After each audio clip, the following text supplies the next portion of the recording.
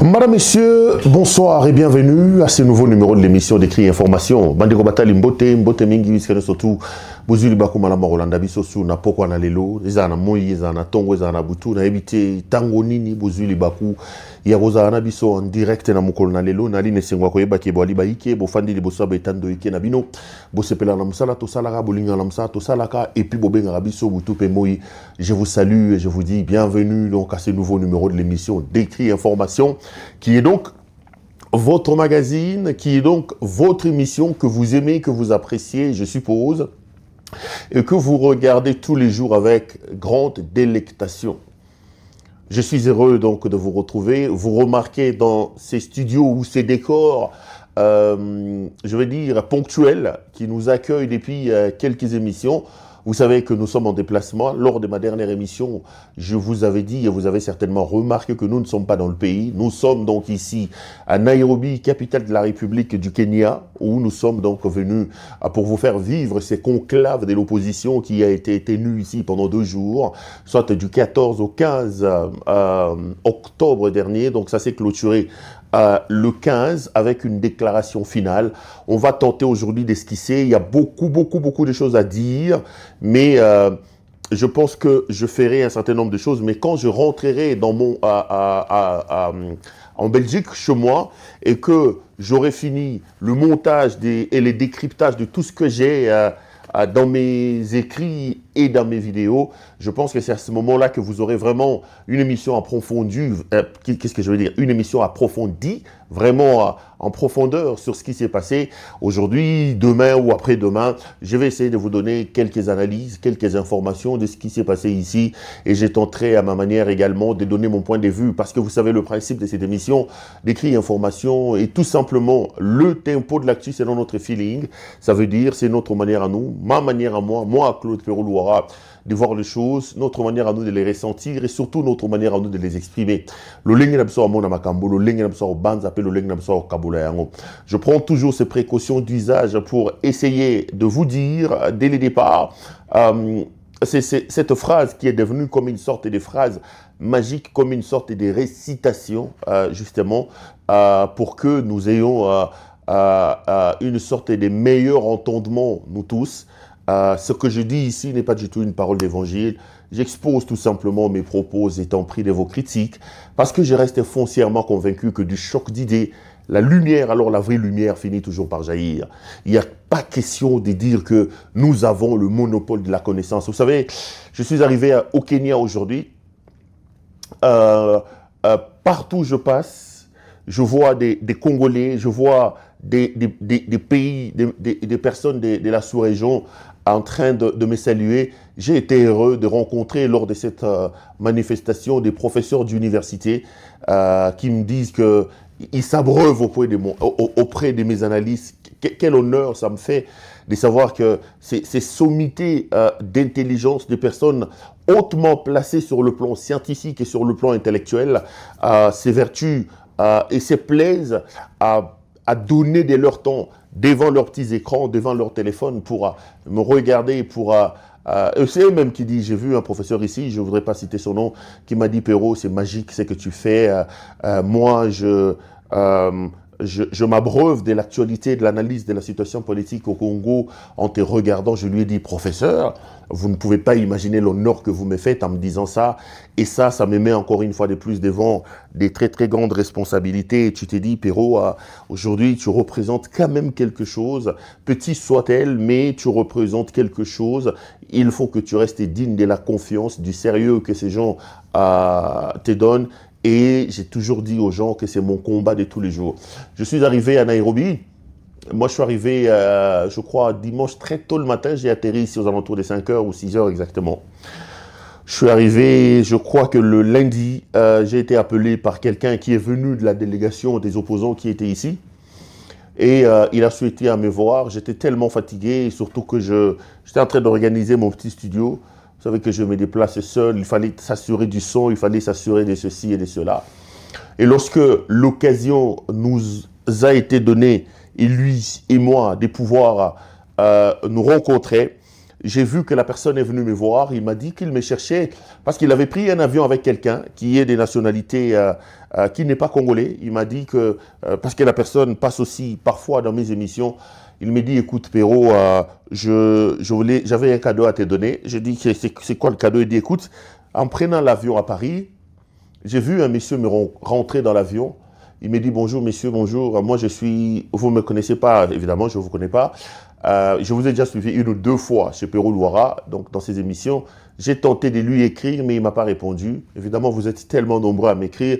Excusez-moi s'il vous est aussi arrivé que vous ayez l'impression que je ne vous réponds pas. Je peux vous montrer sur tous les téléphones qu'il y a à la télévision. Il y en a beaucoup. Je m'arrange et j'ai fait toujours de mon mieux. Je fournis énormément d'efforts pour répondre. Alors, il m'a dit, le monsieur m'a dit, écoute, je vous ai déjà vu passer dans l'émission des Perrault. J'aime beaucoup ce qu'il fait. Il faut lui dire merci. Il faut lui dire de continuer à rester debout.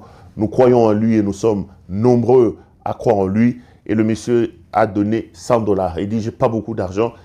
Tu pars à Nairobi, je ne sais pas où, oui, tu vas le rencontrer probablement. Donne-lui ces 100 $ qu'il achetait un coca.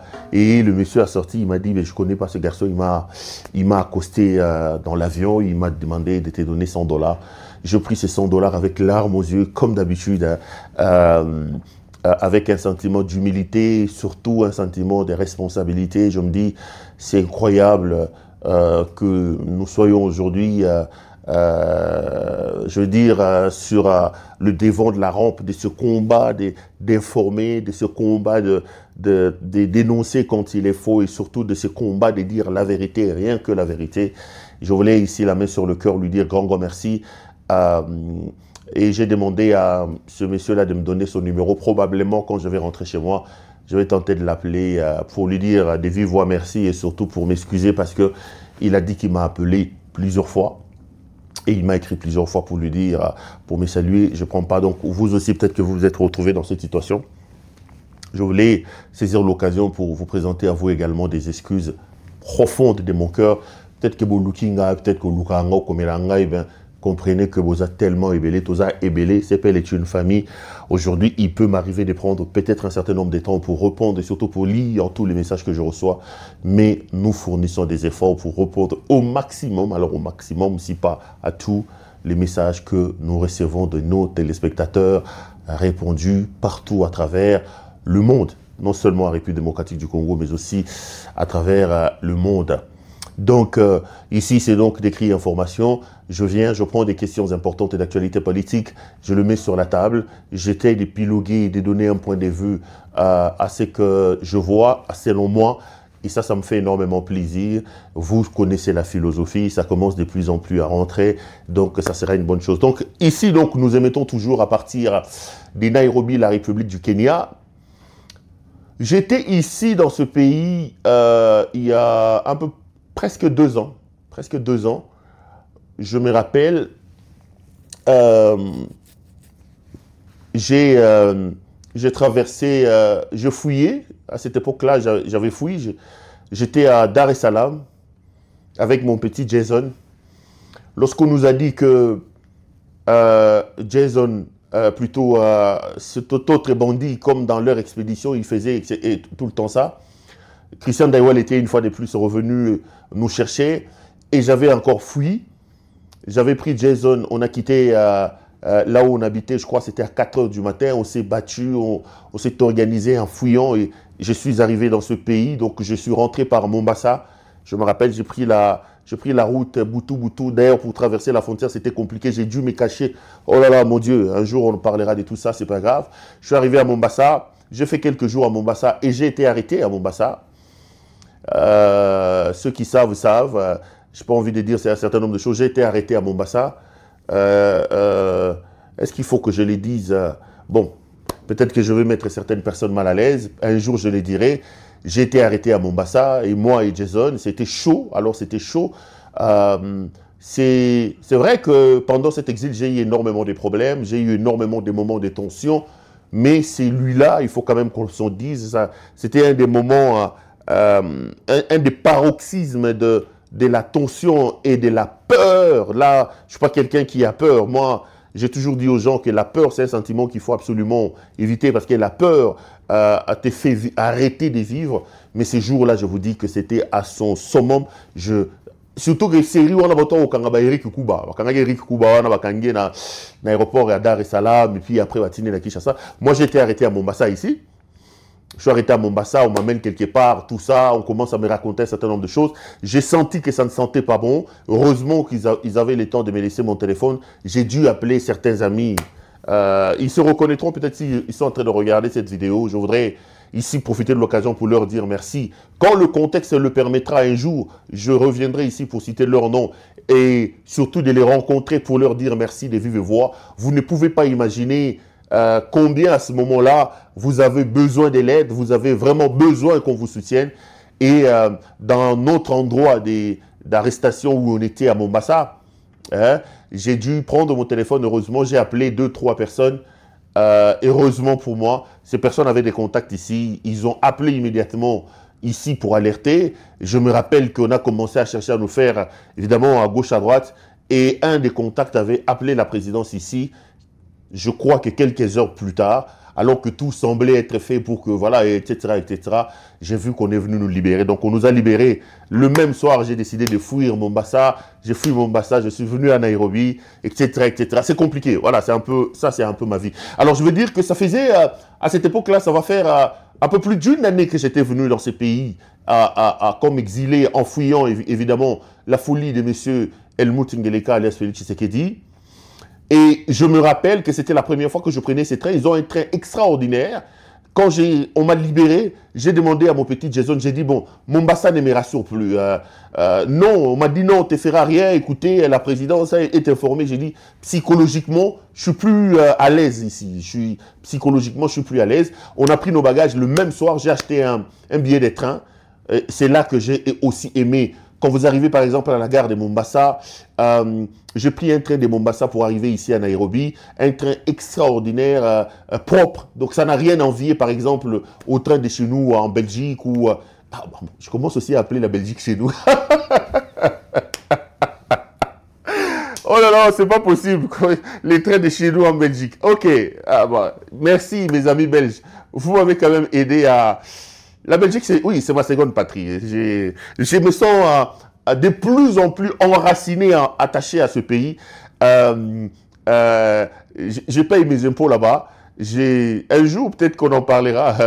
Je ne peux pas vous dire. Moi, au départ, j'ai commencé comme indépendant à enregistrer. J'ai une société en Belgique. Ça ne doit pas être facile. Bon, je paye mes impôts là-bas. Je veux dire que c'est, voilà, chez moi en Belgique. Ok. Bon. Acceptez que je le dise comme ça. Je vis en Belgique, la Belgique m'a accueilli, il m'a donné des papiers. Bon, je leur dirai jamais assez et je me sentirai jamais bien là-bas. Je vous ai dit que pendant mon périple, il y a 2-3 pays qui m'ont vraiment séduit. Il y a la Zambie, la Tanzanie pour l'hospitalité et la qualité de la vie, mais aussi la Belgique où, voilà. Donc, je dis, je prends ces trains qui n'a rien à envier au train de chez moi en Belgique. Donc, j'ai pris ces trains de Mombasa à Nairobi, et ceux qui savent peuvent le témoigner, la gare de Nairobi, une gare extraordinaire, qui est d'ailleurs mieux en termes d'infrastructure, en termes de sérieux, en termes de qualité que l'aéroport d'Njili, ce qu'on appelle chez nous aéroport, parce que celui-là, ce n'est pas un aéroport. Même l'aéroport de Mombasa, c'est extraordinaire. Vous êtes dans le train, ce n'est pas les trains que ces voyous de Félix Tshisekedi est allé inaugurer, ces vieilles gambardes qu'il est allé rafistoler, ces amas de ferrailles qu'ils ont repeints, rafistolés, soudés à gauche et à droite, sans sens et sans forme. Ici, on voyage quand même dans de bonnes qualités. Donc, je disais que j'arrive ici il y a un peu une année, presque 2 ans. Mais les amis, je suis revenu ici au Kenya aujourd'hui, mais j'ai quand même vu qu'ils ont fait des avancées. J'ai vu des routes que je n'avais pas laissées. Par exemple, pour traverser, aller vers l'aéroport et vers là où il y avait la manifestation, je regardais qu'ils ont créé des vrais sauts de moutons, des routes qui sont en train d'utiliser un format de biotis avec des barrières, etc., qui appartiennent aux Chinois, mais qui, après un certain nombre d'années, reviendront exclusivement à l'État kényan. Je vous dis, extraordinaire. Il y a des endroits où j'étais, moi, quand j'étais en exil, des passages ici, mais que je ne reconnais plus. Que je ne reconnais plus. D'ailleurs, ici, je voudrais dire merci au président Kabila qui m'a fait l'amabilité de me recevoir en audience. Et lorsqu'on était en train d'échanger, je lui ai dit, Monsieur le Président, nous avons des choses à faire pour notre pays. Je lui ai dit que j'étais ici, dans ce pays, il y a moins de 2 ans, ce que je vois. J'ai été heureux de constater qu'il les mettait également sur la même longueur d'onde sur moi. Et surtout, que ce soit lui et que ce soit moi, nous nous sommes vraiment rendus à l'évidence de ce que le monde entier se moque de nous, comme au Congo aujourd'hui, de comment nous sommes la risée de la planète, les ridicules. Lui-même, il n'a pas arrêté de me dire, Perrault, le pays a besoin de nous. Ça dérange énormément. Vous arrivez ici, c'est tout le monde qui vous pose la question, mais qu'est-ce qui se passe avec vous, les Congolais? Qu'est-ce qui se passe avec vous? Vous ne savez pas que vous avez la clé du développement de l'Afrique. Vous ne savez pas que les pays africains attendent énormément de vous, que le décollage de votre pays entraînerait également le décollage de beaucoup de pays africains. Je me pose la question de savoir quel malheur avons-nous, quel péché nous, Congolais, avons-nous fait au bon Dieu pour mériter ce qui nous arrive. Je n'ai pas reconnu certains coins de ce pays alors que je venais de quitter ce pays il y a seulement moins de 2 ans. Les gens sont en train de travailler. Mais ce pays ici, qu'est-ce qu'il a de plus important que nous? Qu'est-ce que ce pays représente de mieux que nous, chers compatriotes? J'ai mal pour le Congo à chaque fois que je vous parle de ce genre de situation. J'ai l'impression que des larmes ne coulent peut-être pas de mes yeux, mais remplissent énormément mon cœur, des tristesses et des tristesses, les amis. C'est tellement triste de voir le Congo là où il se trouve aujourd'hui. C'est tellement triste. C'est tellement triste. Qu'avons-nous fait pour mériter ça? Et quand tu regardes aujourd'hui le Kenya, quelle est la richesse de ce pays? Qu'est-ce qu'ils ont? Qu'est-ce qu'ils ont de particulier? Qu'est-ce qu'ils ont de plus important que vous? Qu'est-ce que vous manquez, vous, Congolais, pour que vous mettiez votre pays sur la rampe de développement? Qu'est-ce que le manque, mon Dieu? Comment on peut vivre dans un pays où pour faire 2 kilomètres, on a besoin de 5 heures parce qu'on a des embouteillages? Mais vous vous réveillez un matin, on vous apprend que 500 millions de dollars ont été détournés. Comment on peut vivre dans un pays où après chaque petite pluie, je ne parle même pas de pluie, où lorsqu'il pleuvine, vous ne pouvez plus mettre le pied dehors. Mais dans un pays comme celui-là, vous vous réveillez un matin, on vous apprend que la princesse et la reine mère, femme d'un frappeur qui s'appelle Félix Tshisekedi, venait de détourner 100 millions, qu'il a pris 15 millions de Frivao, qu'il a pris 50 millions de Fonarev. Vous entendez des choses de toute nature. Et moi, ce qui m'embête et ce qui me dérange dans cette affaire, c'est qu'il y a quand même des gens qui tentent d'expliquer ça. Il y a des gens qui tentent de donner des explications à ça. Cet exil m'aura permis de faire pratiquement l'essentiel ou l'ensemble des pays de la sous-région au niveau de l'Afrique australe. Mais les amis, nous sommes nulle part. Nous sommes nulle part. Posez la question aux gens qui ont déjà visité la Zambie. Moi, j'ai commencé mon exil par Ndola en Zambie. De Ndola, je suis allé à Lusaka. Vous ne pouvez pas comparer. Qu'avons-nous fait? Quel malheur, quelle malédiction nous avons, nous, Congolais, pour mériter et pour être dans cette situation? Il faut faire un tour à Dar es Salaam.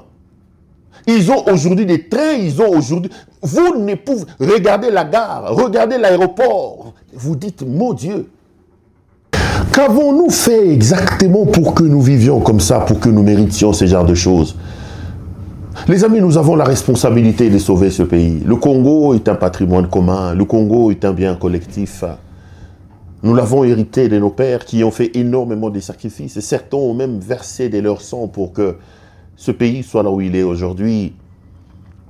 Chers compatriotes, nous avons nous tous la responsabilité de prendre un peu de conscience et de se battre pour le pays. Moi, je suis malheureux de constater qu'il y a une culture de quête d'argent. Tout le monde accourt derrière l'argent. Tout le monde veut avoir de l'argent. On arrive au pouvoir non pas pour servir, mais pour se servir. On arrive au pouvoir non pas en sacerdoce, mais surtout le pouvoir est utilisé comme un instrument pour un mieux-être. C'est extraordinaire ce qui arrive. C'est terrible ce qui arrive dans mon pays. Nous avons donc la responsabilité de nous lever et de nous battre pour ça. D'ailleurs, en parlant du Kenya, j'ai vu que la vie ici s'était totalement arrêtée parce que le Kenya est en train de pleurer un de ces hommes que beaucoup considèrent ici comme un grand homme. C'est M. Raila Odinga qui est décédé d'une crise cardiaque à l'extérieur du pays.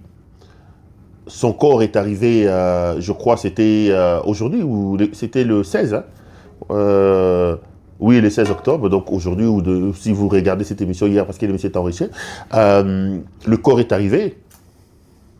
J'ai vu que ici, le monde s'est pratiquement arrêté. J'ai vu comment les gens se sont mobilisés pour accueillir ces corps-là. Je voudrais ici présenter mes profondes condoléances à mes amis kenyans qui m'ont bien accueilli ici, qui ont fait preuve de beaucoup d'hospitalité à notre endroit. Je me suis fait quelques amis. D'ailleurs, les images que vous voyez ici, le plateau que j'ai fait ici, ce sont les Kenyans et les caméramans d'ici qui m'aident. Donc, on leur présente, comme on dit, Awedi Pestimpesi, à cause de la mort de M. Raila Odinga. Je parlais un peu avec eux quand j'ai vu que le pays s'était mobilisé pour rendre un hommage populaire. Ça, c'est vraiment le mot. Hein. C'est un hommage populaire. Ça m'a rappelé le décès de Laurent Désiré Kabila. Mais lui était président de la République. Mais ici, Raila Odinga n'était pas président de la République, il n'était qu'un simple opposant. Alors je leur ai dit, ils ont commencé à m'expliquer comment cet homme a porté leur espoir. Hein, à un moment donné, le combat de l'espoir. Et puis il y en a qui m'a dit, malheureusement pour lui, il n'a jamais été au pouvoir parce que nous sommes en Afrique. Il gagnait des élections, mais il n'arrivait jamais à être proclamé parce que ici l'élection n'est pas tout simplement le reflet des urnes, mais l'élection est plutôt le reflet d'un certain nombre d'arrangements et surtout quand on est au pouvoir en Afrique, on n'est pas sûr qu'on organise l'élection pour le perdre.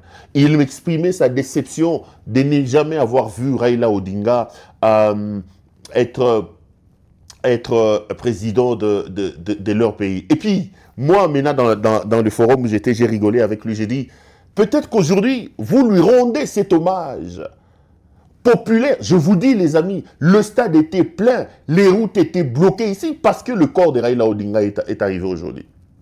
Alors moi, j'étais en train d'expliquer à mes amis que j'ai rencontrés ici au Kenya, j'ai dit, rendez-lui hommage.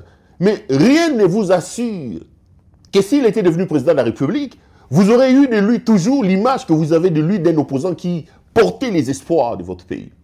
Et c'est ça le problème de l'Afrique. Le problème des valeurs. C'est ça le problème de mon pays. Des gens n'ont pas d'idéal. Des gens n'ont pas des choses pour lesquelles ils sont prêts à mourir. Nous avons vu des grands opposants, des opposants emblématiques en Afrique, arriver au pouvoir et faire des dégâts. Et j'ai discuté avec mes amis africains ici, j'ai dit, qui pouvait une seule seconde de sa vie croire qu'un homme comme Alpha Condé, le grand opposant guinéen, qui a incarné l'espoir de tout un peuple, moi je me rappelle de cet homme, moi je me rappelle le professeur Alpha Condé, un grand opposant qui a incarné la défense de la démocratie et des valeurs. Mais lorsque Alpha Condé est arrivé au pouvoir, qui pouvait une seule seconde imaginer qu'il allait plonger la Guinée dans le chaos, qu'il allait amener ces histoires comment ça s'appelle, de clientélisme. Alpha Condé a même changé la constitution de la Guinée pour avoir un troisième mandat. Qui pouvait croire à ça? C'est ça le problème de l'Afrique. C'est ça le problème de l'Afrique. C'est ça le vrai problème de l'Afrique. Qui pouvait imaginer une seule seconde qu'un opposant comme Ouad, au Sénégal, une fois qu'il arriverait au pouvoir, il prendrait son fils. Il le ferait de lui, on l'appelait ministre des eaux et des mers, ministre du ciel, etc., etc. Qui pouvait croire? Mais nous vivons la même chose chez nous au pays, où vous avez un bandit, un monsieur qui n'a pas de niveau, qui n'a pas de qualité, dont le père a représenté à un moment donné l'espoir de tout un peuple. Qui pouvait une seule seconde croire que sous les régimes des l'UDPS de M. Etienne Tshisekedi Ouamoulumba, que sous les régimes du fils biologique de M. Etienne Tshisekedi Ouamoulumba, qu'il y aurait autant d'opposants à l'extérieur du pays. Qui pouvait croire qu'un Tshisekedi au pouvoir allait tordre le cou tous les jours à la démocratie, allait auto-réduire l'espace d'expression et de liberté? Qui pouvait une seule seconde croire à cela? Que Tshisekedi serait le médiocre de tous les présidents que ce pays a connus. Le médiocre. Je parle de médiocre. Le Congo a connu 5 présidents. De l'histoire de notre présidence, de l'histoire des politiques de notre pays, nous n'avons jamais eu une telle médiocrité incarnée au sommet du pays. Le monde se moque de nous. Nous sommes devenus la risée de la planète à cause de ces voyous et de ces bandits de Félix Tshisekedi. Un voyou. Aujourd'hui, qui dirige le pays? Où se trouve le pays, les amis? Vous êtes au Congo, vous êtes à Kinshasa, regardez vous-même la situation. Est-ce que vous êtes fiers de là où se trouve le pays? Un malade est à la tête de notre pays. Un petit voyou, un petit bandit est au sommet de notre pays. Regardez là où nous sommes aujourd'hui. Regardez là où nous sommes aujourd'hui. Qui dirige le pays? Qui dirige le pays? J'étais en train de parler avec quelqu'un qui me parlait de la guerre de l'Est. J'ai dit, mais c'est un mensonge. C'est une arnaque qu'on est en train de vous tromper. Vous pensez que le problème du Congo, c'est l'Est de la République. Vous pensez que le problème du Congo, c'est le Rwanda. Ça, c'est une rhétorique. C'est une rhétorique montée, organisée par ce pouvoir de bandits et de malades. Vous êtes à Kinshasa, les Mobondo sont en train de tuer chez vous. Les Mobondo. Vous avez des coins entiers au Katanga qui ne sont pas contrôlés par l'État. Vous pouvez me dire aujourd'hui qui contrôle le nord du pays? Les Mboro sont en train de tuer vos frères dans le nord du pays. Les Mboro ne sont pas des Rwandais. Et lorsqu'on parle des causes profondes et qu'on appelle les uns et les autres à se regarder en face, à se dire des vérités et à nous poser des vraies questions, à faire une vraie autopsie de la situation, on dit non, c'est pas normal, non, pas comme ça, non, pas comme ça. Et comme on a déjà trouvé une rhétorique pour aller jeter l'opprobre sur les autres, trouver des explications, comme on dit, l'enfer c'est l'autre, tout le monde veut se cabrer de ça. C'est l'Est de la République, c'est le Rwanda. Et ils vont plus loin, c'est les Tutsis, c'est les Banyamulenge, ils ne sont pas des Congolais. On t'avoue, on t'avoue, on t'avoue. Vous stigmatisez un peuple, vous stigmatisez une tribu, vos propres frères. Vous stigmatisez ça. Aujourd'hui, quand quelqu'un vous dit « Namona qui est un Rwandais », c'est-à-dire qu'il t'a vu avec un Tutsi. Donc, on vous a dit que tous les Tutsis sont des Rwandais, qu'aujourd'hui, pour vous, la nationalité, c'est une question des faciès. Attendez, attendez, redescendons un peu sur terre et faisons des choses selon les règles de l'art pour aider ce pays. Aujourd'hui, l'autorité de l'État n'existe plus. Ce qui se passe à Kinshasa, les embouteillages, je vous parle des 2 kilomètres que vous devez rejoindre en 4 heures. Ce n'est pas la responsabilité du Rwanda, ce n'est pas dans l'Est de la République. Et d'ailleurs, j'ai vu aujourd'hui une scène assez rocambolesque. Vous l'avez certainement vu à Kinshasa, qu'il y a eu un braquage à l'agence Robank de Kinshasa. Et j'ai vu que la police est arrivée, mais je vais dire 2 ou 3 choses là-dessus. Regardons d'abord les images de Will Be Back After. Regardez ces images et on se retrouve après.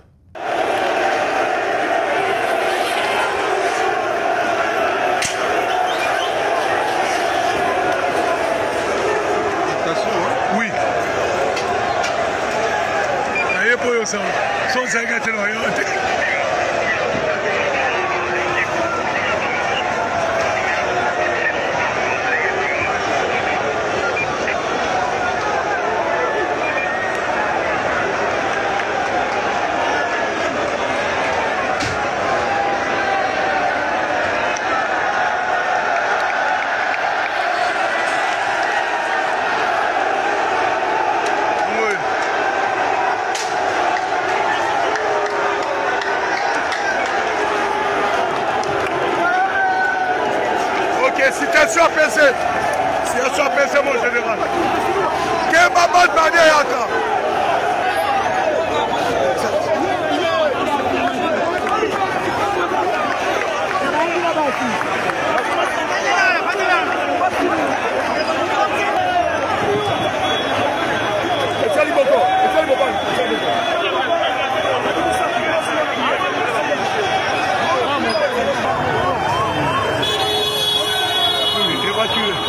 Ok, exact.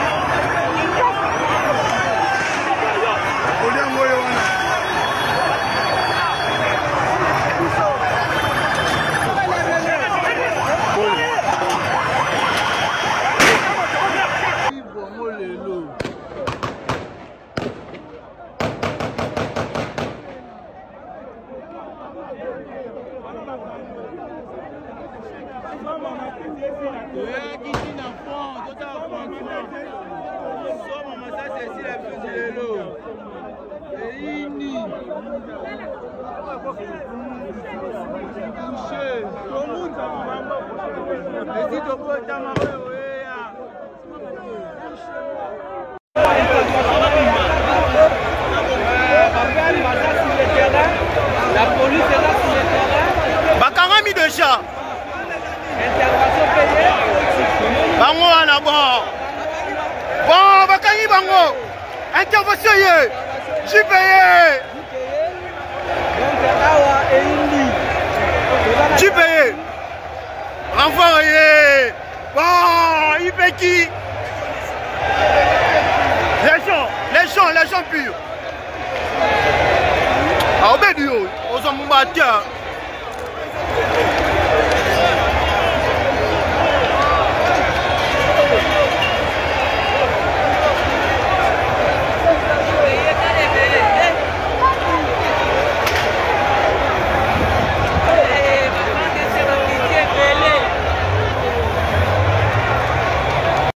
Allez, on est de retour sur ce plateau. Ça, c'est donc les images de cette scène spectaculaire à laquelle on a assisté aujourd'hui à Kinshasa. C'est donc ce braquage à la Robank. Mais je vais vous dire deux, trois choses. Remarquez une chose. Ce braquage s'est fait en pleine Victoire, qui est un des quartiers le plus populaires ou le plus peuplé en termes de présence humaine. Cette agence des Robank est au cœur de la place Victoire. Il est quelle heure? Il est si c'est 10h ou 11h. Donc en plein soleil, en plein jour, devant des milliers de personnes, des braqueurs s'organisent pour venir attaquer une agence en plein Victoire. Et ce braquage des Robank n'est pas un cas isolé. Chaque jour à Kinshasa, vous apprenez qu'on a braqué tel cambiste, qu'on est entré dans une telle agence. Et tous ces braquages se font le jour et même pas la nuit. Donc au Koulouna, à l'insécurité liée à la police qui demande énormément d'argent, aux embouteillages, aux problèmes des paiements, des manques de paiement des salaires, à la complication de cette escroquerie qu'ils appellent chute des dollars, pour laquelle j'ai réservé toute une émission la fois dernière. Aujourd'hui, on assiste maintenant à des braquages. Je vous dis, les amis, nous sommes en train d'aller vers Haïti. Nous allons perdre ce pays. Nous sommes sur le point de perdre ce pays. Félix est un bandit. Félix est un problème. Félix est un ennemi. Il faut le considérer comme tel. Cet homme est un ennemi. Congolais, de partout tu es, lève-toi. Tous les éléments constitutifs de l'État, le pouvoir, la puissance de l'État, la force, l'État qui est l'élément régulateur de la vie en société, le patron, le boss organisateur de la vie en société, l'État a perdu de sa superbe, l'État a perdu de son aura à cause de ces gens de la pègre bruxelloise qui n'ont pas été créés, qui n'ont pas des agrégats, qui n'ont pas l'ADN, qui n'ont pas été sculptés pour gérer la République. Monsieur le Président Kabila, vous qui avez pris le pouvoir à 29 ans, vous avez fait ce que vous avez pu. Le Congo vous tiendra responsable. Le Congo vous appelle à sortir de ces histoires et à venir neutraliser le monstre que vous avez mis à sa tête. Vous allez perdre ce pays. Mais regardez les images que je vous ai diffusées. Vous allez voir ce qui se passe ailleurs. Prenons le cas de prise d'otages, hyper cachère en France. Prenez des moments de crise avec Mohamed Merah, les attaques de Charlie Hebdo, etc., etc. Aujourd'hui, le monde est devenu un village. Je crois que c'est un penseur, Marshall McLuhan, qui l'a dit. Il a évoqué la notion et il a parlé de la théorie du village planétaire. Ce qui s'est fait dans le pays, le monde aujourd'hui est conçu comme un village. Et ce qui s'est fait dans les autres pays, c'est comme dans un village. Ce qui s'est fait dans la case voisine est immédiatement apprise et a des conséquences aussi ailleurs. Aujourd'hui, nous avons la possibilité de voir comment ça s'est fait ailleurs. Nous avons la possibilité d'avoir accès aux informations qui sont des autres pays. Vous avez vu la prise d'otage d'Hyper Cacher. Vous avez vu ceci. Regardez, vous voyez des militaires affamés. J'ai vu une image où la personne qui a été arrêtée, une dame a été dénudée. On est en train de les filmer. Le militaire, je ne peux pas vous le mettre ici parce que YouTube va couper l'image. YouTube va couper. Vous l'avez arrêté. Les militaires le filment. Une dame qui était parmi les braqueurs, déshabillée. On a retiré son pantalon. On a retiré son soutien. On tenait absolument à les filmer pour que le monde voie. Mais regardez la qualité des militaires. Regardez, j'ai eu l'impression que ce sont des zombies sortis d'un monde. Ça sent l'amateurisme. Ils n'ont même pas pris soin de sécuriser les lieux, de repousser la population. Il y a eu beaucoup de risques de suraccidents. Des gens pas formés, des gens pas équipés, qui n'ont aucune connaissance de l'intervention. Regardez, ça tirait à gauche et à droite, ça tirait de partout. Des gens sont arrivés sans Kevlar, des gens sont arrivés sans chien.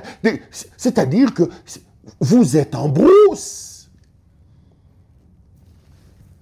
Je me suis enfermé dans ma chambre pour suivre en direct cette histoire-là via les réseaux sociaux, mais je me suis dit, mais le monde se moque de nous. C'est des gens sortis de je ne sais de quelle brousse qu'on présente comme des militaires. Évidemment, ça s'est terminé avec l'arrestation de tous ces voyous ou de tous ces braqueurs, tant mieux.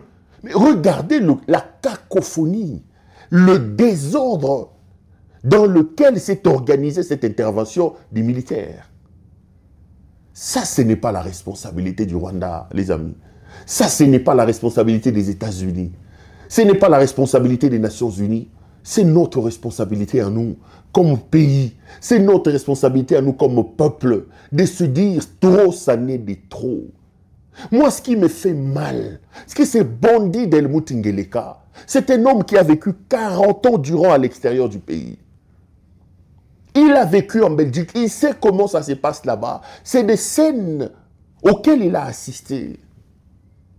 Le pays va mal, mes frères. Et aujourd'hui, croyez-moi, le mal congolais s'appelle Félix Antoine Tshisekedi Tshilombo. Cet homme est un homme très dangereux. Cet homme est un homme qui n'aime pas ce pays. Cette armée, c'est lui qui l'a détruite. Je ne dis pas qu'on avait des marines chez nous, mais là où il a trouvé les choses et là où il les a amenées aujourd'hui, c'est le jour et la nuit. C'est le jour et la nuit, les amis. Il a mis en place des mécanismes, Yamoyi Biambongo. Lui-même est le patron du réseau mafieux installé au sein de notre armée pour l'achat d'armes. Moyibi. Félix Aza Moyibi. Bayaki Pona Moyibi. Je vous dis, leur gestion est à Moyibi. Et comme on a un scandale. Moyibi Tatoyo. Félix Okoku Fokotika Yango. Tozaliawa. Moyibi. Moi, si naye grand fakwa. Bah, escroc Moyibi. Maman naye grand fakwa. Famille moko maudite. Yabato moko bayaki Pona Kobomamboka. Le monde a vu. Ça, c'est ce que vous appelez intervention à cause d'un braquage. Mais ce qui me fait mal dans tout ça, c'est que cet homme a désarticulé l'État. Cet homme a détruit la nation, le vouloir vivre collectif.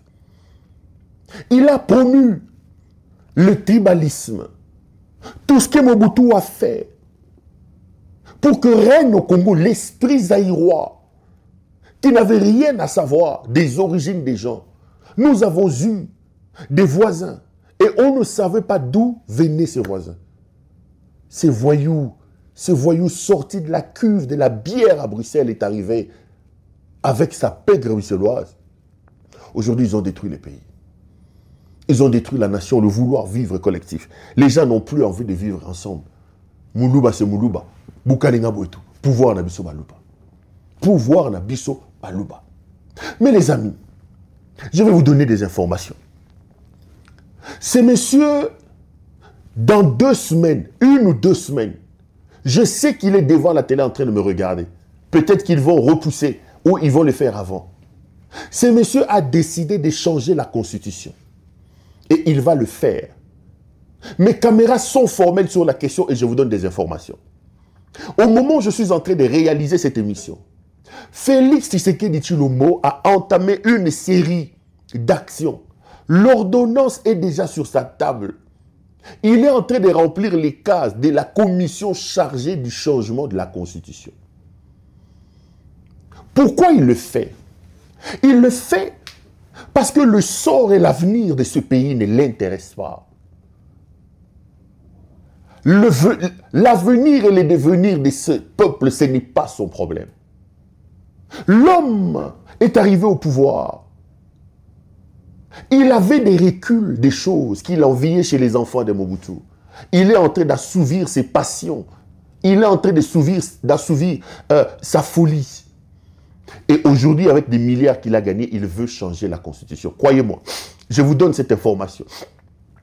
Dans les jours et dans les semaines qui arrivent, l'ordonnance présidentielle de la commission mise en œuvre pour la révision de la Constitution est déjà en place. On est en train de remplir des cases des membres. Pour ceux qui pensent que c'est voyou ici de Mbata qui sera président de cette commission, non. Mbata, c'est un charlatan, un petit voyou, un charlatan qui ne réussit même pas à convaincre autour de lui-même Mbata, lui. Ce n'est pas Mbata qui sera président de cette commission. Félix va signer une ordonnance pour changer la Constitution. Pour lui, il pense qu'il n'y aura aucune résistance dans le pays. Comme il dit, l'opposition a pété l'opposition, etc., etc. Et dans cette folie, vous l'avez vu, qu'il était récemment en Belgique. Après son histoire de Boli Misangaï, tout ça, je vous tends la main, il a réuni des Congolais dans une salle et il a dit un certain nombre de choses. Je n'ai pas eu le temps d'analyser. Je vous permets, ou plutôt, je me propose de resuivre ce que M. Félix disait. Je reviendrai, je dirai 2-3 choses et puis non, mais Mabino, Namakambeleka qui a en Kenya. Alors, tout ce que je peux vous dire, c'est par rapport à ce qui s'est passé hier. Vous pouvez suivre vous-même parce qu'il n'y avait pas de secret dans ce qui s'est passé. Je l'ai fait ouvertement. J'ai tendu la main à celui qui représente évidemment les forces qui agressent la République démocratique du Congo pour prendre à témoin le monde entier. Parce que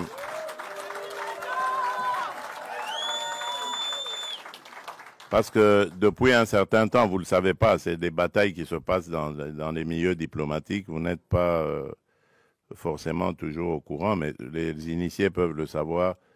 Depuis un certain temps, on nous faisait passer, nous les victimes, comme étant des va-t-en-guerre, alors que c'est nous qui sommes agressés et que nous avions, en tant que victimes, le droit de nous défendre.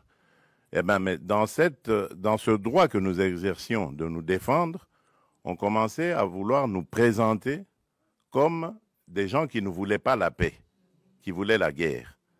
Et donc, moi, j'ai voulu montrer au monde entier que ce n'était pas vrai, que nous sommes les premiers à vouloir la paix. Et puisque nous voulons cette paix, ben, je tends la main maintenant pour dire, OK, alors, puisque vous dites que c'est nous qui voulions la guerre, ben maintenant je dis, nous voulons la paix, alors répondez à cela. Et vous avez vous-même suivi la réponse. Voilà. Donc, c'est pour vous dire que nous avons réussi à démasquer, évidemment, ceux qui se cachaient derrière cette manipulation.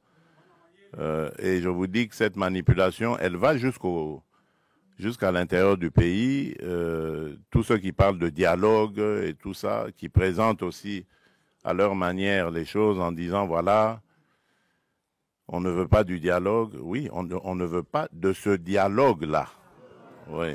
Celui-là, on n'en veut pas. On veut d'un dialogue entre Congolais qui sont tous contre cette agression. La seule chose que je demande à ces gens qui veulent le dialogue, c'est d'abord de condamner l'agresseur, de le nommer clairement et de le condamner. Et là, alors, on va dire, ce sont des patriotes qui peuvent se mettre à nos côtés pour parler dialogue. On ne parle pas dialogue avec des émissaires des agresseurs, qui d'ailleurs, quand ils arrivent à la table des discussions, parlent que d'intérêts des agresseurs. Ils ne parlent pas d'intérêts des intérêts des Congolais. Il n'y a rien qui concerne les Congolais. Tout est tourné sur comment est-ce que on va... Alors ça, moi j'ai dit, ça n'arrivera plus, en tout cas, à moins qu'on me dégomme, on me tue, mais tant que je serai vivant, ça n'arrivera pas. Ça n'arrivera pas parce que c'est à cause de ça que nous sommes toujours dans nos problèmes ici. Toutes ces farces qu'ils ont appelées dialogue et ceci, cela, qui se sont terminées par des brassages, des mixages, des unions nationales ou que sais-je encore. Et c'est tout ça qui a amené les problèmes que nous avons. Et donc moi j'ai dit plus jamais. Donc je veux bien qu'on discute des problèmes du pays parce que comme dans tous les autres pays, notre pays aussi a des problèmes. On peut en discuter. Mais ça ne veut pas dire qu'il faut se terminer, ça doit se terminer par des brassages, des mixages. On a introduit dans nos institutions des gens qui sont inféodés, des gens qui ont des nationalités douteuses, des choses comme ça. Ça, c'est... Alors, donc, nous voulons la paix. Ça, c'est très clair. Nous sommes les premiers à le dire depuis l'agression de 2022, quand elle a commencé. Nous voulons la paix. Parce que je peux vous dire que cette guerre nous coûte énormément. Nous privons notre peuple de beaucoup de choses parce qu'il faut renforcer nos capacités de défense et de sécurité. Et si on peut éviter cela et consacrer quand même ce peu de ressources à continuer à développer le social du peuple, les infrastructures, l'agriculture et tout ça, mais je signe des deux mains. Donc c'est pour ça que je dis, la paix, je la veux de tout cœur. Mais pas à n'importe quel prix, pas une paix factice qui va encore nous rejeter, nous remettre dans les travers du passé et encore nous amener des problèmes et des victimes innocentes dans notre pays. Donc c'est ça que je tenais à vous dire. Laissez parler les aigris, les ignorants, laissez-les parler. Nous savons ce que nous faisons et je peux vous garantir qu'à aucun moment je ne trahirai mon pays ni mon peuple. Et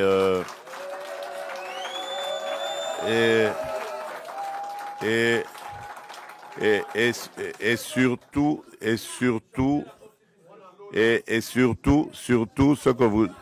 ce que vous devez savoir, faire la paix, ce n'est pas une faiblesse. Voilà. Et croyez-moi, je suis très très loin d'être faible. Voilà. Je crois que j'ai réussi à le prouver. J'ai réussi à le prouver à plusieurs reprises. Si aujourd'hui on parle sanctions, si aujourd'hui on parle dialogue, médiation, que ce soit africaine ou autre, américaine et qatari, je crois que c'est grâce quelque part à ce que j'ai aussi fait, ne fût-ce qu'un peu. Donc ce n'est pas du tout une faiblesse, au contraire, c'est une noblesse de savoir faire la paix des braves. Je l'ai proposé, j'attends la réponse, je sais que ça a troublé, je ne tiens pas compte de ce qui est sorti, je sais qu'ils vont réfléchir et ils vont me faire une offre et c'est ce que j'attends. Voilà, merci.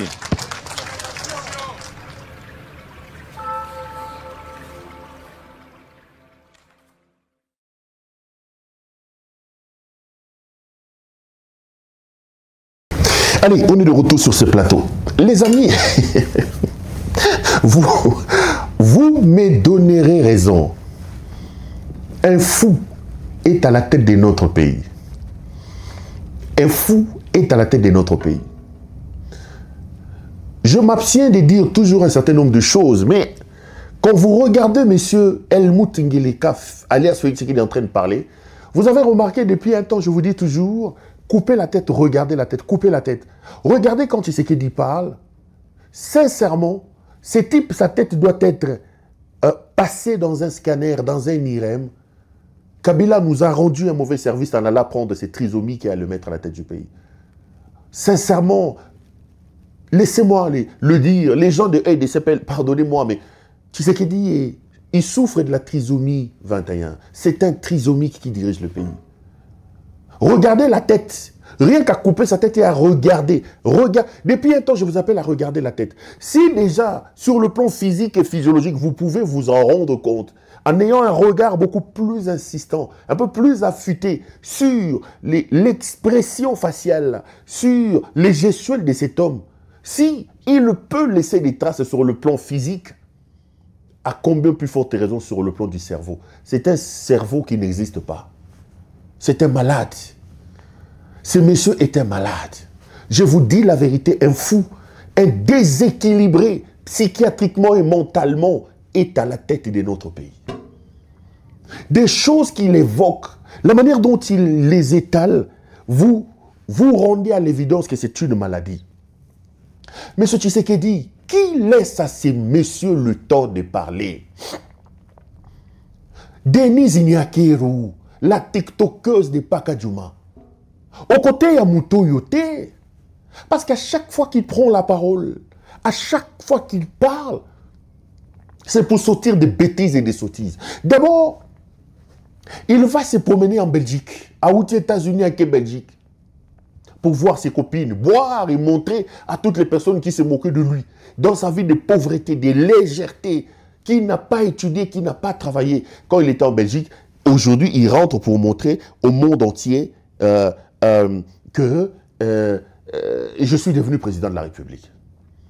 Il redevient, il fait un discours rocambolesque que j'ai critiqué ici. Il expose le pays au ridicule. Quand il parle de sa main tendue, ce n'est pas de la main tendue, c'est le ventre rampant que ce monsieur est allé supplier à monsieur Kagame pour que Kagame lui donne la paix sur un plateau d'or. Le discours n'est plus belliqueux. Il revient...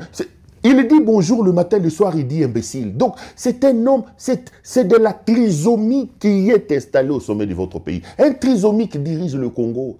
Et chers compatriotes, je vous appelle au sens des responsabilités et d'amour pour votre pays. Vous devez vous lever pour stopper cet homme. Regardez son discours.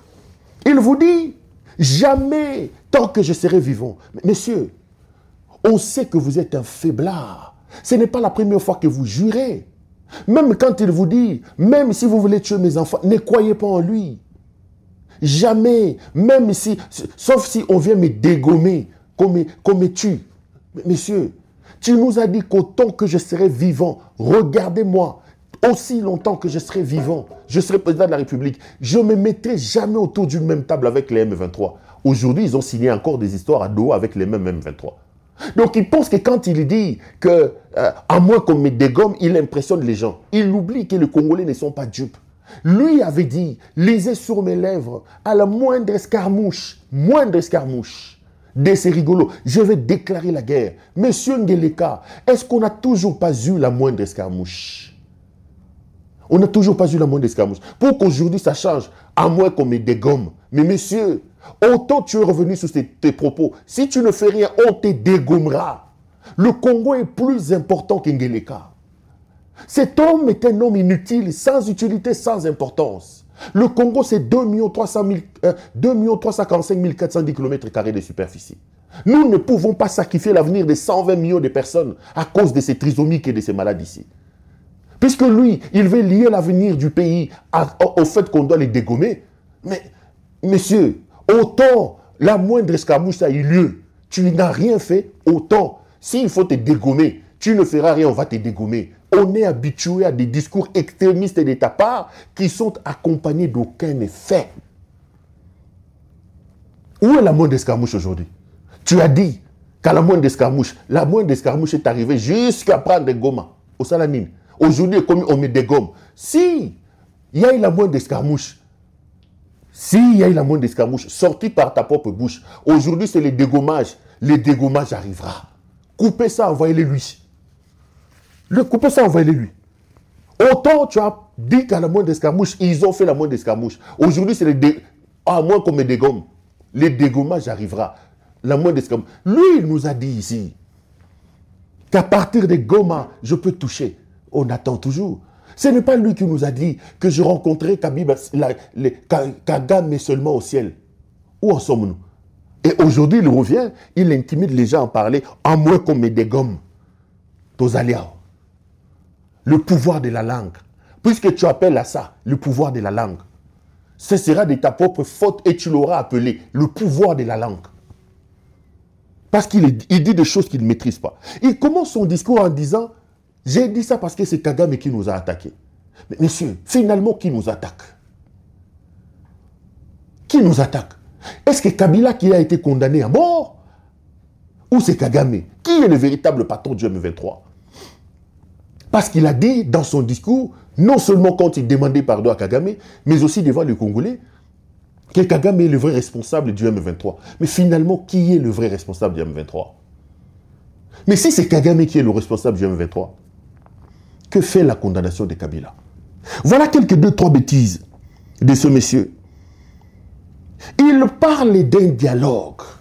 Il dit qu'il n'y aura jamais le dialogue dans les formats voulus par les autres. Donc, voilà la folie. Voilà le retard trisomique qui embête Helmut Ngeleka. Au lieu d'aller dans un dialogue, le dialogue, de par sa définition, le dialogue, de par sa compréhension et son essence, renvoie à une dualité. Lorsqu'on parle du dialogue, on parle d'un duel. C'est ce duel-là, d'un côté une vision, de l'autre une autre, qui amène les gens à amener leur dualité autour d'une même table pour essayer de dégager une convergence. Si les gens doivent voir les choses de la même manière, alors M. Tshisekedi ne parle plus de dialogue. Je donne raison à ceux qui disent que lui, il est en train de promouvoir un monologue. Mais voilà la faute. Félix est un bandit. Ce monsieur est un voyou, un bandit. Congolais, neutralisez ce monsieur. Même des éléments les plus simples de la vie, des éléments qui renvoient à la compréhension sémantique, syntaxmatique, ce monsieur est incapable de les saisir. Lisez, prenez votre dictionnaire. De par sa généalogie, le verbe dialoguer, le mot dialogue renvoie à l'idée d'une certaine dualité, un certain antagonisme. Il y a des vues qui sont aux antipodes. Dialogue veut dire dualité. Vous vous affrontez dans une sorte de duel des vues, dans une sorte de duel de compréhension. Et de ces duels-là, vous vous engagez à avoir une certaine convergence. C'est là qu'on parle des concessions. Chacun vient dans ses positions, mais nous nous mettons ensemble, nous faisons des concessions pour que nous ayons une convergence des vues par rapport à notre dualité. C'est ça qu'on appelle dialogue. Dès lors que pour que nous nous retrouvions autour d'une même table, nous avons besoin de voir les choses comme tout, de la même façon, on n'a pas besoin d'un dialogue pour ça. La dualité, la notion de l'opposition d'idées à ce moment-là ne s'impose plus dès lors qu'il n'y a aucune dualité, il n'y a aucune opposition des vues, des compréhensions par rapport à une situation, par rapport à la vie. On ne parle plus d'un dialogue. Pour qu'il y ait dialogue, il faut qu'il y ait des antipodes, il faut qu'il y ait des vues divergentes. À ce moment-là, on parle des monologues. Mais voilà ces petits bandits de Helmut Ngeleka. Ces voyous disent que je n'aurai pas de dialogue. Avant que je n'aie un dialogue, je n'aurai que des dialogues avec des Congolais qui sont tous contre l'agression. Mais si nous sommes tous contre l'agression, alors à quoi ça sert un dialogue? Alors, si nous devons nous tous, avant de se retrouver autour d'une même table, voir les choses de la même manière, avoir la même appréhension, la même conception de la guerre dans l'Est de la République, ça aura servi à quoi? C'est plus un dialogue, c'est un monologue. Alors dès lors, M. Tshisekedi n'a qu'à ouvrir son monologue avec qui veut participer à ça. Il dit tout le monde doit condamner l'agression. Tout le monde doit nommer l'agresseur. Je mets une pause à ça. Et je voudrais poser une question à M. Tshisekedi. Qui est l'agresseur et sommes-nous agressés, nous, Congolais? Est-ce que Tshisekedi peut me regarder? Et je voudrais ici, vous autres qui me regardez aussi, donnez-moi la réponse à ça. Est-ce que le Congo est agressé? Première question. Deuxième. Si le Congo est agressé, qui est l'agresseur? Tshisekedi dit que pour qu'il organise un dialogue, il faut qu'il y ait des gens qui doivent condamner l'agression. Tshisekedi était malade. Ngeleka est un fou, c'est un bandit. Ce voyou doit être maîtrisé. Il faut maîtriser cet homme. Il faut le plaquer au sol. Il faut le neutraliser. Monsieur Tshisekedi Helmut Ngeleka, tu as eu beaucoup d'occasions de nommer l'agresseur. Tu as eu l'occasion de comparaître contradictoirement avec le soi-disant agresseur et de faire acter l'agression dont serait victime la République démocratique du Congo. Tu ne l'as pas fait.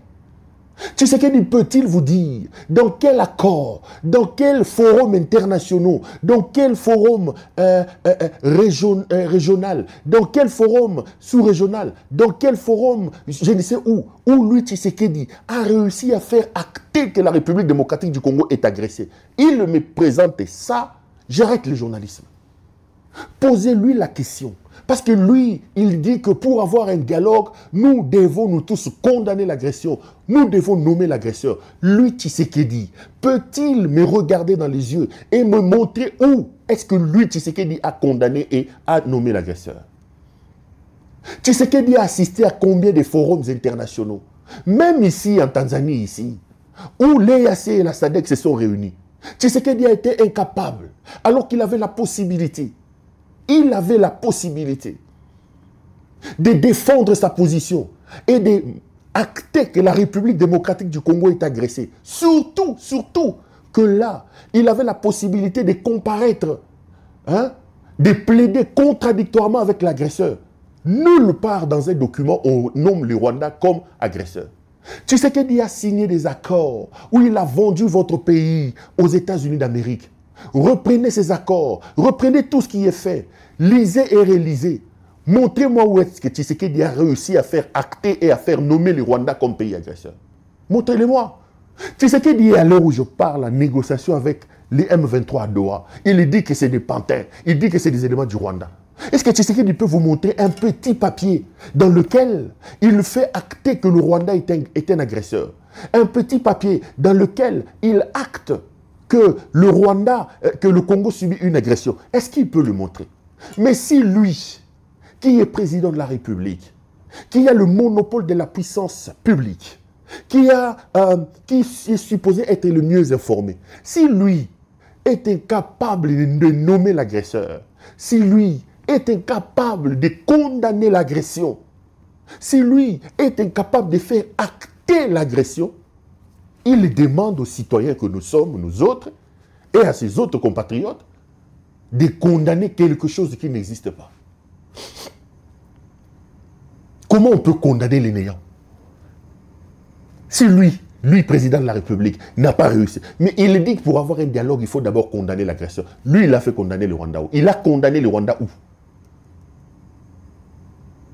Soswa Ntsele, un homme en jupette, un petit malade, un petit bandit, un voyou de rien du tout, qui dit des choses qu'il ne maîtrise pas, qui détruit mon pays, qui détruit l'espoir d'un peuple, un malade de rien du tout, un monsieur sans utilité, sans importance, qui rend mon pays ridicule et qui fait que le monde entier se moque de nous. Qu'ils vous disent, Tshisekedi, je lance un défi, coupez cet excès, envoyez-le. Envoyez ça, partout, envoyez ça. Tshisekedi a dit que pour que nous ayons un dialogue, il faut absolument que ceux qui veulent participer à ces dialogues puissent nommer l'agresseur et que ceux qui participeront à ces dialogues-là, ils doivent absolument condamner l'agresseur. C'est qui cet agresseur-là? Dis-nous, M. Tshisekedi. Ce n'est pas parce qu'il a fini de boire sa Chivas et sa Tembo qu'il a fini la ronde de toutes ses maîtresses. Les Lisette Kabanga, les Sivivivi, si c'est les Sivivivi là, les Bobettes, qu'il a fini de donner, de distribuer les enfants à gauche et à droite. Qu'il a fini de manger un gros foufou ivre. Il vient, il raconte les choses à la télévision, les Rwandais. Mais si véritablement nous sommes agressés, mais écoutez-moi les amis, nous avons ici un pays qui est agressé et qui retient l'actualité mondiale. c'est l'Ukraine. Vous avez un type qui a même décidé de ne plus porter la veste et la cravate. Partout, dans toutes les organisations, il passe. Quand on parle de la guerre, il commence d'abord par faire acter une chose. Il y a une victime et il y a un bourreau. Dans cette affaire, il y a un agresseur, il y a un agressé. La victime, c'est l'Ukraine. Le bourreau, c'est la Russie. L'agressé, c'est l'Ukraine. Et l'agresseur, c'est la Russie. Lui-même, Zelensky, commence par faire acter ça au monde. Mais ce voyou ici, il boit, il mange le boulembois, il finit, il mélange ça avec les boussa, les teku-teku, mélange Gilles Munda, hein, les mankenena, hein, les zolo achitala, moi la kokuchikote, na yebite so bachele lumba ni nakati, asili si il finit nini wa moi, moi la muchikota, ali vimbisi mabundi, il s'enivre, il vient raconter des bêtises. Il vient vous raconter des bêtises. Ce type est un ennemi. Ce type est un malade.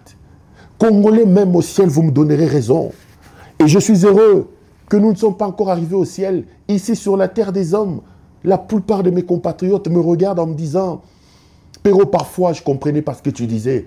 Aujourd'hui, l'avenir te donne raison. Les faits te donnent raison. Un bandit est à la tête de ce pays. Un malade est à la tête de ce pays. Un bandit de rien du tout. Un bandit de rien du tout.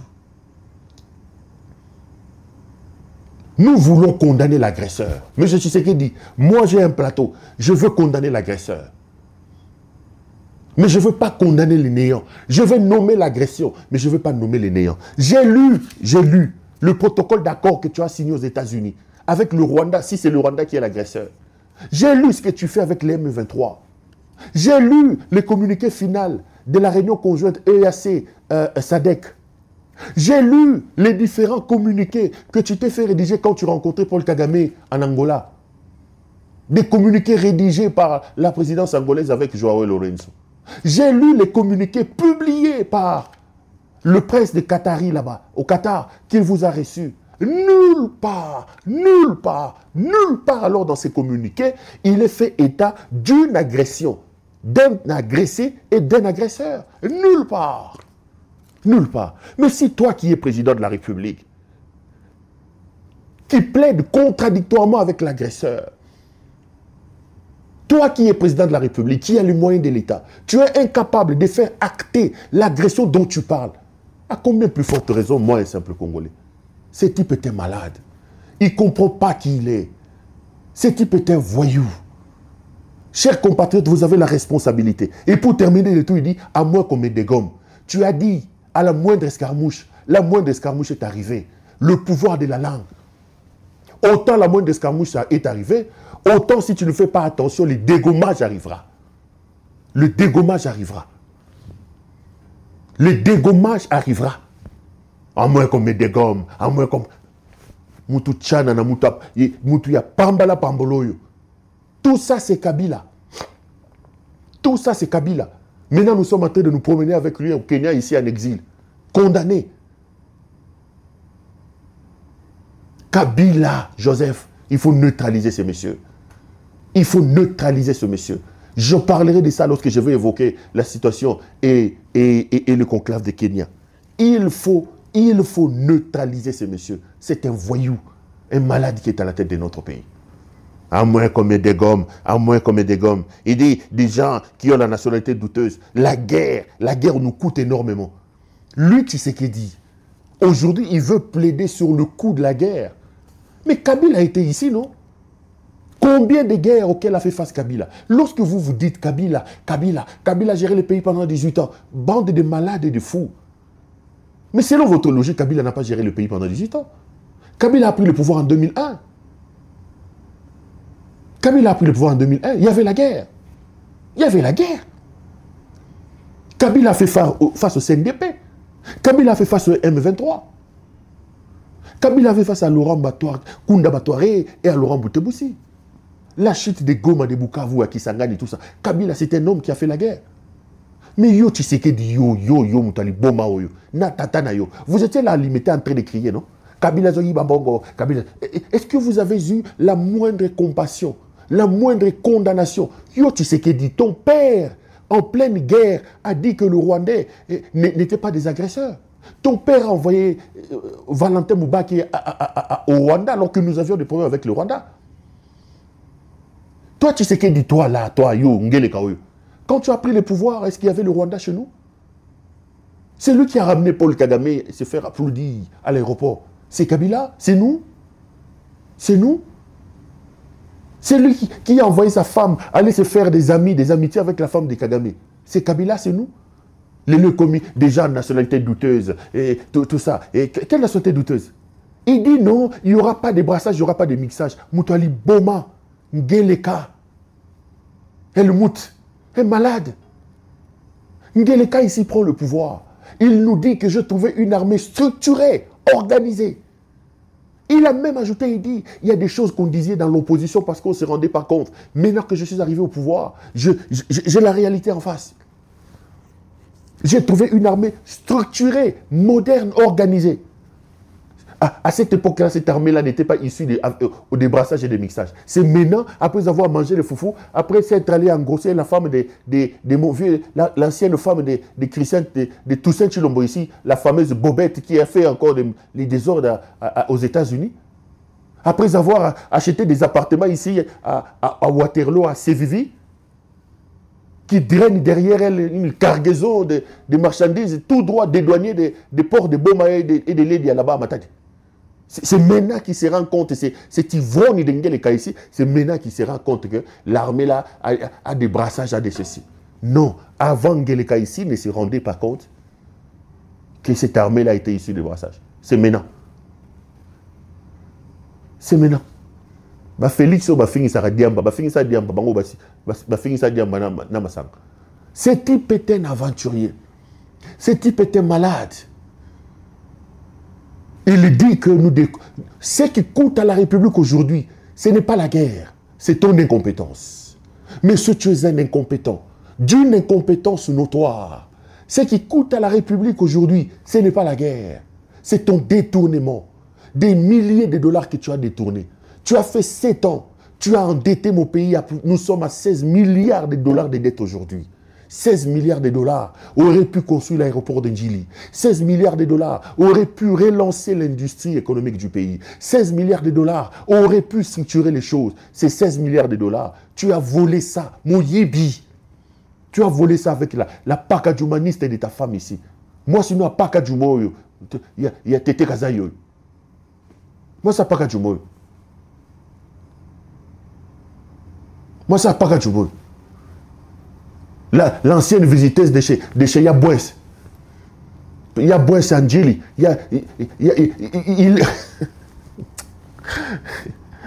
C'est vous. Ce n'est pas le coût de la guerre. C'est le coût du détournement. C'est le coût du vol.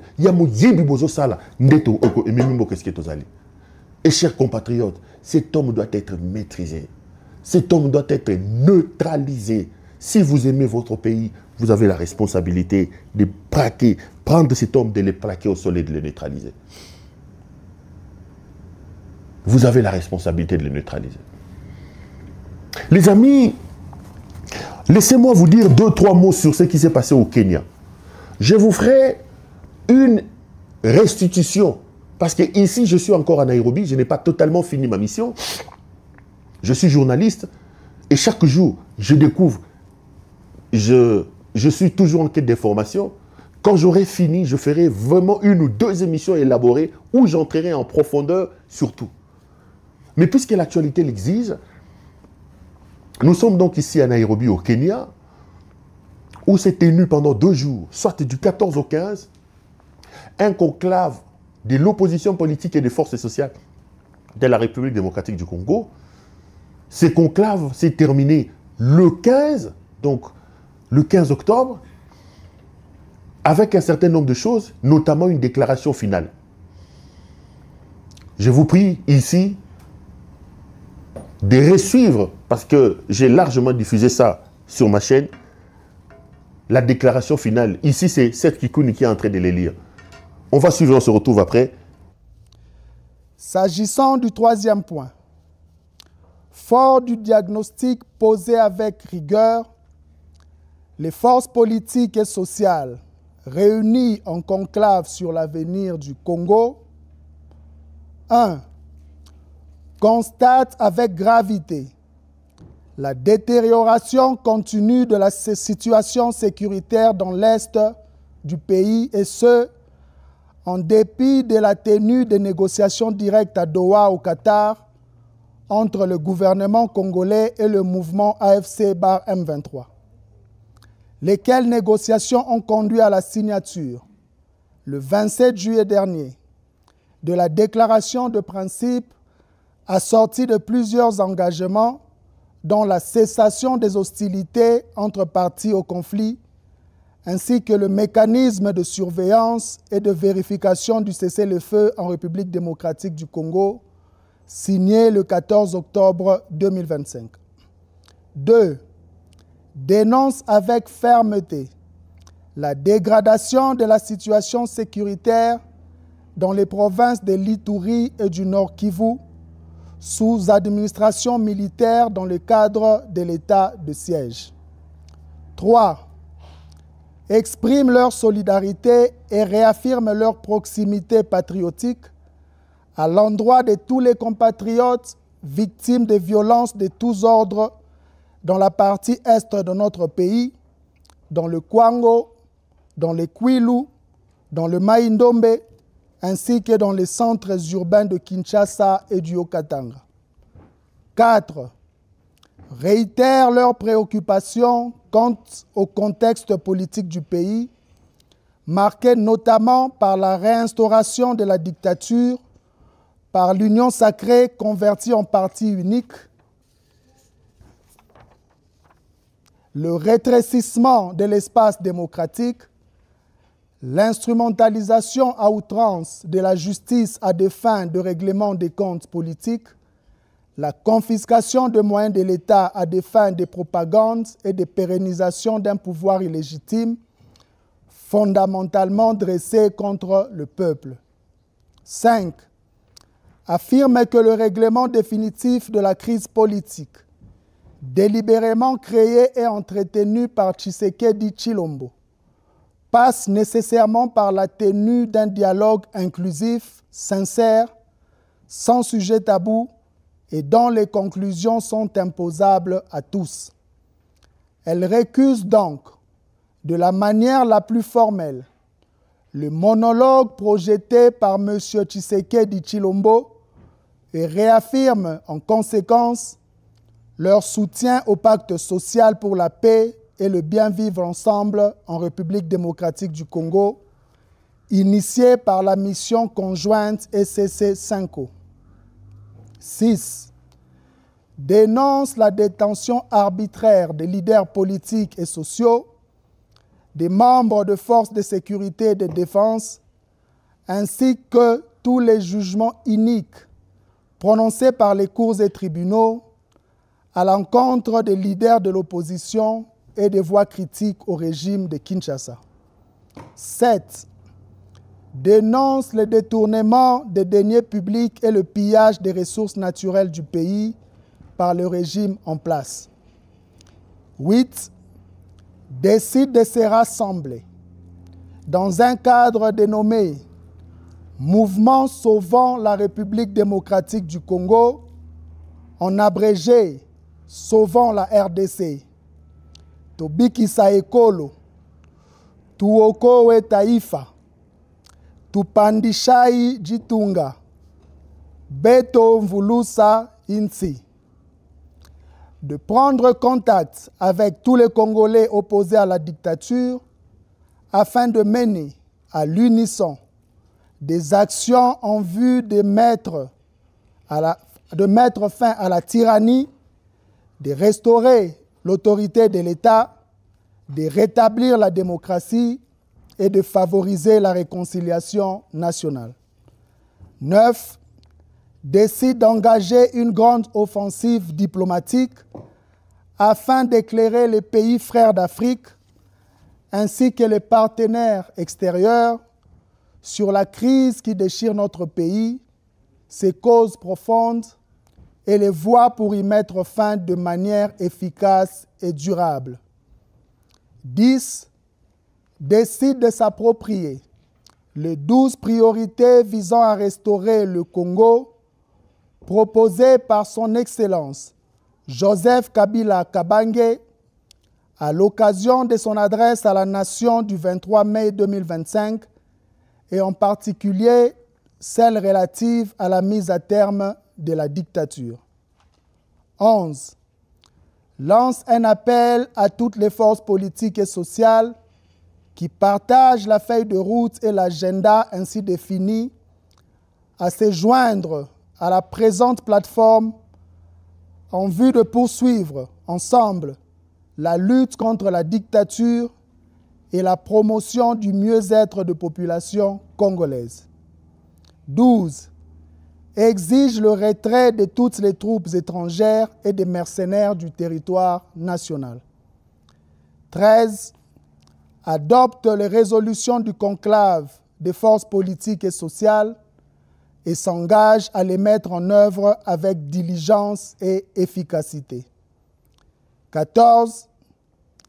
Invite le vaillant, brave et résilient peuple congolais, dans toute sa diversité, à dresser le front et à résister à la dictature. De chaque recoin du Congo, unissons-nous et posons chaque jour des actions pour sauver la République démocratique du Congo. Chaque geste compte et comptera pour la victoire et pour la dignité. Fait à Nairobi. Allez, on est de retour sur ce plateau. Ces conclaves, c'est donc tenu ici au Kenya. C'est comme j'ai dit, j'ai beaucoup de choses à dire, surtout que j'ai été au four et au moulin sur le plan journalistique de ces conclaves. Je reviendrai longuement dessus. Le temps juste pour moi de boucler les enquêtes et les investigations que je suis en train de faire par rapport à ce qui s'est passé. Et peut-être que quand je rentre en Belgique, quand je rentre chez moi, j'allais encore dire ça, quand je rentre chez moi, je me ferai le devoir de vous faire le compte-rendu de la mission. Et c'est vraiment là que vous aurez, j'entrerai en profondeur. Mais j'ai quand même vu une polémique naître autour de cette question-là, autour de ces conclaves de l'opposition. Il y a des gens qui se posent des questions sur l'opportunité. Deuxième chose, sur l'efficacité, les résultats attendus. Mais j'ai aussi vu des interrogations extraordinaires sur le profil des personnes et même de la personne qui aurait convoqué ces conclaves. Je parle ici de l'ancien président Kabila. J'ai vu un petit bandit, Julien Paluku. Julien Paluku dire que lorsqu'on a été président de la République, ce que l'on fait comme président de la République, on n'organise pas les gens, on n'appelle pas les gens au Kenya, on devient président des Nations Unies, on devient président de l'ONU, président de ceci. Ce monsieur était malade. Ce monsieur était malade. Paluku peut-il vous dire, Nelson Mandela a été président des Nations Unies ou de l'Union africaine? Paluku peut-il citer quelques grands noms? Je parle de quelques grands noms de l'histoire politique de l'Afrique et même du monde qu'il a vu devenir le président de l'Union africaine, etc., etc. Paluku est un bandit, est un malade. Julien Paluku a dirigé la grande province du Nord Kivu avec la bénédiction de Joseph Kabila. Ce monsieur est à la tête de plusieurs groupes armés, Julien Paluku. Lorsqu'on évoque l'insécurité dans l'Est de la... Et j'ai vu les tshisekidistes couper ça. Mais vous les tshisekidistes, mais vous avez de la farine à la place du cerveau comme votre président. Vous pensez que c'est Julien Paluku que Kabila est allé ramasser alors qu'il n'était connu nulle part. Kabila l'a propulsé. Paluku a mis en place des groupes armés. Paluku a mis en place des sociétés fictives d'extraction d'or, des cassiteristes dans l'Est de la République. Paluku a conçu des immeubles et des hôtels, notamment à Beni, etc. Paluku était le grand chantre du kabylisme. Julien Paluku. Il me connaît, je le connais personnellement. Il me recevait chez lui, dans sa résidence officielle à Goma. Vous, aujourd'hui, vous pensez que Paluku peut vous défendre. Vous pouvez donner du crédit et être fier de Paluku. Paluku qui parle mal de Kabila. Paluku qui attaque Kabila. Je vois les Tshisekedistes en train de distribuer. Et moi, ce qui me fait rire, je reçois un message dans mon téléphone qui me l'envoie Yves Kissombe. Il dit, oh non, la réponse de Paluku à Kabila et à ce que vous faites au Kenya. J'ai rigolé, j'ai appelé un ami, j'ai dit voilà. Donc, Paluku, kabiliste jusqu'à la moelle épinière, envoie les chics et qui relaie ça, qui est en train de s'en féliciter, Yves Kissombe, un kabiliste. Donc ces deux kabilistes ici font croire à ce malade de Félix Tshisekedi et à sa femme, la pakadjoumiste ici, la tiktokeuse de Denise Nyakeru, qu'ils peuvent compter sur eux. Mais Tshisekedi, ce que tu donnes à Paluku, Kabila le lui a donné plus. Comment on peut croire à ces néo-tshisekedistes, des gens qui étaient avec Mobutu, qui sont allés avec Kabilistes et qui sont devenus pires Kabilistes que Kabila lui-même. Aujourd'hui, ils veulent montrer à Tshisekedi et à sa femme. Tala Bango le loin. Paluku est un bandit. Julien Paluku est un voleur, un bandit. Il a été ministre, qu'ils vous disent. Commerce extérieur. À quel niveau il a trouvé le taux des exportations de la République démocratique du Congo? Il a amené le niveau de notre commerce à quel niveau? C'est des choses qu'on attend d'un ministre. On n'attend pas de lui qu'il aille raconter sa vie et que des anciens kabilistes comme les Kissombe et comme les autres puissent relayer. Tshisekedi, ces hommes, ils ont noyé Mobutu. Kao Mandungu, son père Mandungu Boulaniati a noyé Mobutu. Ils ont noyé Mobutu. Les Paluku ont séduit Kabila. Ils l'ont abandonné. Kabila est avec moi en exil. Messieurs, ils vont te dégommer. Ils ont noyé Mobutu. Ils ont fui Kabila. Toi, puisque tu veux être dégommé, puisque tu veux... Et je te dis que tu es dégommable. C'est les Paluku ici. Les Lambert Mende. Les Julien Paluku. Les Lumanu Moulenda Bonasefo. Les Cheo Kitundu. Tous c'est le caste de ces voyous-là. Ce sont eux qui vont te dégommer. Mobutu a été asphyxié, noyé par les Kao Mandungu. Kabila a été trahi. Toi, puisque tu veux être dégommé, et je t'apprends que tu es dégommable, c'est les Paluku qui vont te dégommer. Paluku est aujourd'hui à la tête de Wazalendo. Il dit que Kabila n'avait pas le droit d'appeler les gens. Ok. Aujourd'hui, je vous prends juste un aspect. Je promets de revenir à long et à large. Kabila, aujourd'hui, que vous l'aimiez ou pas, le Congo a besoin de lui. Et ici, je lance un appel pathétique à Moïse Katumbi. Je reviendrai sur l'absence de Katumbi, lorsque je vous ferai le condensé et le rapport de tout. Sur l'absence des autres. Katumbi, tu n'arriveras pas au pouvoir sans l'aide de Kabila. Détrompez-vous. Le Congo a besoin de Kabila. Et je vais vous mettre sur la place publique des éléments. Le Congo a besoin de Kabila. Détrompez-vous. Tshisekedi ne vous laisse aucun choix. Tshisekedi ne nous laisse aucune alternative aujourd'hui. Et lui-même, Kabila le sait. Si nous n'usons pas de la force, allez, je vais dire le mot, si nous ne faisons pas la guerre contre ce malade de M. Tshisekedi, montez, descendez les amis, vous ne réussirez pas à sauver ce pays. Et dans l'optique d'une guerre, dans l'optique d'un coup de force pour neutraliser cet homme, vous avez besoin de Kabila. Kabila est un acteur majeur. Je vous l'ai dit en vous regardant dans les yeux. Nous ne pouvons pas mener la lutte de neutralisation de M. Tshisekedi sans Kabila. Il a dirigé le pays pendant 18 ans. Kabila a encore la capacité de sévir. Ceux qui pensent qu'il faut aller dans une manière soft, en amenant Tshisekedi dans le soft, pour, voilà, en douceur. Je parlerai de ça parce que j'ai vu la stratégie de Katumbi, je pense qu'il fait une grosse erreur. Il sera le grand perdant. Je reviendrai là-dessus. Mais à ceux qui estiment que Kabila est le mal placé, Kabila est le mal placé pour mener aujourd'hui l'opposition, vous vous trompez. Kabila a encore une part de responsabilité, Kabila a encore une partition à jouer dans la musique qui doit nous amener aujourd'hui à neutraliser Félix Tshisekedi et à le plaquer au sol. Alors ça dépend de ce que vous voulez. Tshisekedi ne vous laisse aucun choix.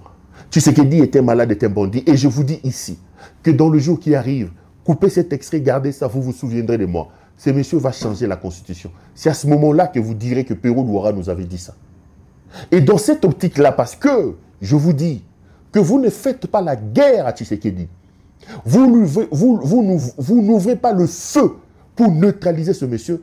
Tshisekedi n'est plus dans le sillon des démocraties. Vous ne pouvez pas combattre la dictature en usant des méthodes de démocratie. Les deux ne s'entendent pas. Les deux sont aux antipodes. Et aujourd'hui, avec une opposition politique faible, incapable de mobiliser 100, 200 personnes dans la rue, ne nous trompons pas.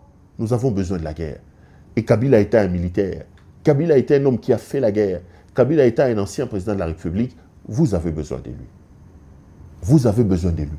Donc, ceux qui estiment que Kabila n'a plus de partitions à jouer, ceux qui estiment que Kabila n'a plus des choses à apporter, détrompez-vous. C'est un acteur majeur et le Congo a encore besoin de lui dans l'optique et dans le souci de neutraliser cet homme. J'ai beaucoup de choses à dire. Peut-être que là, le contexte ne le permet pas. Laissez-moi finir totalement la mission, boucler la mission. Je parlerai du contexte, je parlerai des coulisses et des vérités qui se sont passées en coulisses. Je parlerai des acteurs, je reviendrai sur les choses, comment nous devons nous projeter, et je vous parlerai aussi des absents, des Katumbi et de tout ce monde-là. Dans quel contexte, quels sont les tenants et les aboutissants de tout ça. Prenez juste votre mal en patience, juste un peu. Aujourd'hui, j'ai tout simplement voulu vous donner les résolutions pour que vous ayez une idée de ce qui a été décidé à Nairobi. Les analyses en profondeur, vous les aurez dans le jour qui arrive. Juste peut-être même peut-être demain. Qui sait, peut-être demain. Allez, on va terminer par là aujourd'hui. Ça a été un grand plaisir pour moi de vous présenter cette émission. J'aurai le plaisir de vous retrouver encore sur cette chaîne pour d'autres analyses. Grand merci à vous de m'avoir suivi. Restez branchés sur nos programmes. Voyons-nous lors des prochaines émissions. OK. Thank you and see you in the next time.